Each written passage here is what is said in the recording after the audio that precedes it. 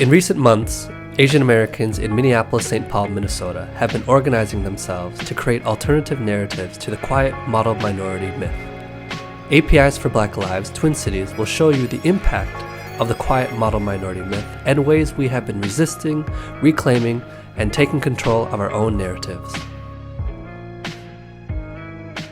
A lot of people were assuming things about me and didn't really know my story. This year, I found out that I had bipolar depression and I didn't know that because I was always cheerful and happy and everything, but that's kind of just like a mask I put on. And behind that mask, I was actually suffering. But people still assume, oh yeah, she's just being a typical Asian girl. But then being that typical Asian girl, trying to get straight A's caused my depression, you know? A number of reasons why I think we're invisible. One is because I think we internalize that we're quiet. We believe that we're quiet and that we're not loud or aggressive because we don't see ourselves in that way. And I think that's done very purposefully. People see Asian Americans as apolitical, or that we have already achieved the American dream, and so therefore we don't need to participate in activism, because the idea that activism is a demand for social change or a demand for something or equality means Asian Americans have already achieved that, right? We've already achieved wealth.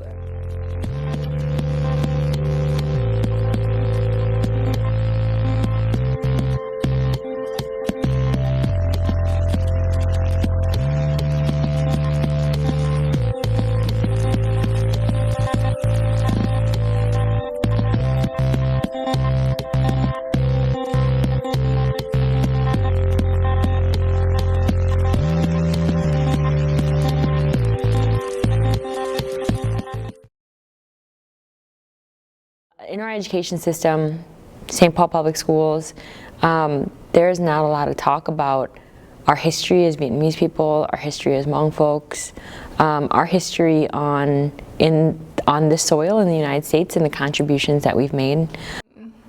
The model minority stereotype bases a lot on these ideas of it being culturally ingrained, which directly contradicts actual facts of consistent resistance in Asian American history.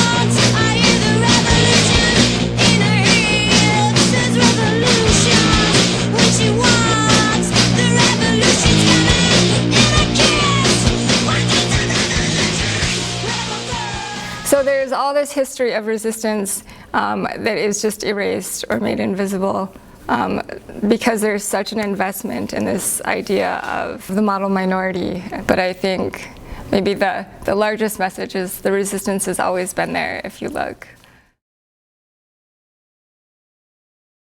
So Asian American social movements in the Twin Cities has always been happening. I think there is this idea that Asian Americans, again, are not politically engaged or don't participate in social movements, but I would greatly and definitely disagree with that. We've been protesting this for 20 years. Police brutality is a reality. Stop killer cops. Stop this show. Vietnam has got to go.